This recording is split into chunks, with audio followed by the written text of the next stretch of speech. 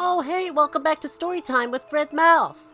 Today's story is a very good one. It's a personal favorite of mine, and I'm sure it'll be a good one that you'll like too. It is down here.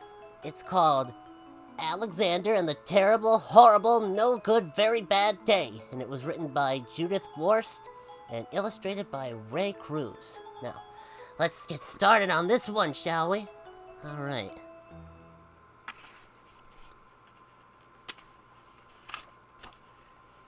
I went to sleep with gum in my mouth, and now there's gum in my hair, and when I got out of bed this morning, I tripped on the skateboard, and by mistake I dropped my sweater in the sink while the water was running, and I could tell it was going to be a terrible, horrible, no good, very bad day. And here we can see our main character here.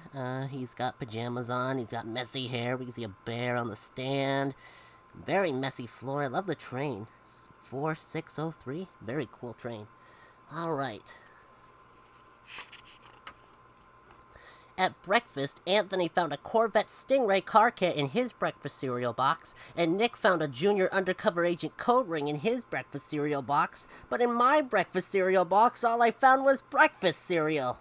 Oh, I think I'll move to Australia, Alexander says. What, does Australia not have any problems? Well, maybe by the end we'll find out.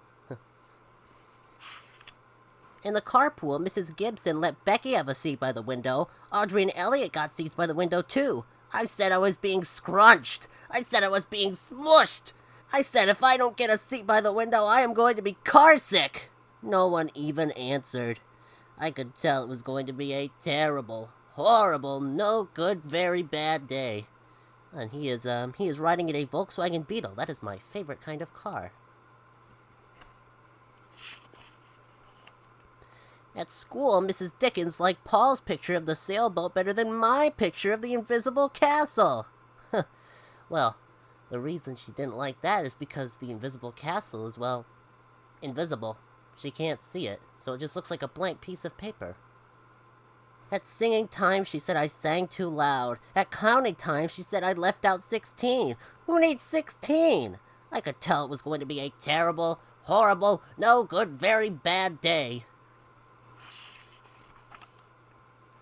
I could tell because Paul said I wasn't his best friend anymore. He said that Philip Parker was his best friend, and that Albert Moyo was his next best friend, and I was only his third best friend. I hope you sit on a tack, I said to Paul. I hope the next time you get a double-decker strawberry ice cream cone, the ice cream part falls off the cone part and lands in Australia. Now, that would be quite a long fall, wouldn't it? I think so.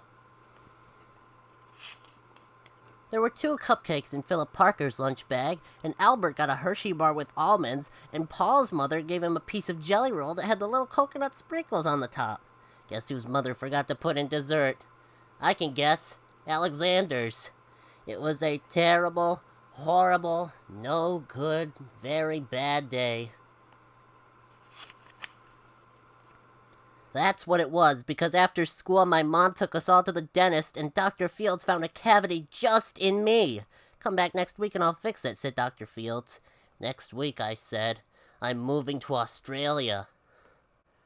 On the way downstairs, the elevator door closed on my foot, and while we were waiting for my mom to go get the car, Anthony made me fall where it was muddy, and then I started crying because of the mud, and Nick said I was a crybaby, and... While I was punching Nick for saying crybaby, my mom came back with the car and scolded me for being muddy and fighting. I am having a terrible, horrible, no good, very bad day, I told everybody. No one even answered. So then we went to the shoe store to buy some sneakers. Anthony chose white ones with blue stripes, Nick chose red ones with white stripes, I chose blue ones with red stripes, but the shoe man said we're all sold out.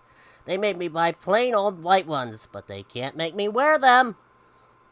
It looks like they can, because it looks like you're wearing them in this picture. When we picked up my dad at his office, he said I couldn't play with his copying machine. But I forgot. He also said to watch out for the books on his desk, and I was careful as I could, except for my elbow. He also said don't fool around with his phone, but I think I called Australia. My dad said to please don't pick him up anymore. It was a terrible, horrible, no good, very bad day. There were lima beans for dinner, and I hate limas. There was kissing on TV, and I hate kissing. I do too. My bath was too hot, I got soap in my eyes, my marble went down the drain, and I had to wear my railroad train pajamas. I hate my railroad train pajamas. I don't. I think they look pretty cute. I like railroad trains a lot. When I went to bed, Nick took back the pillow he said I could keep, and the Mickey Mouse nightlight burned out, and I bit my tongue. The cat wants to sleep with Anthony, not with me. It was a terrible, horrible, no good, very bad day. My mom says some days are like that. Even in Australia. Yeah. That's what I thought too. I was wondering, are there no bad days in Australia? I'm pretty sure there are. There's bad days everywhere. I've had bad days too, and I'm sure you have as well. But I hope today wasn't a bad day, because this was a very good book. I found it very funny. And, yeah, that's about all I've got for this week, so I will see you all next week. Have a great night.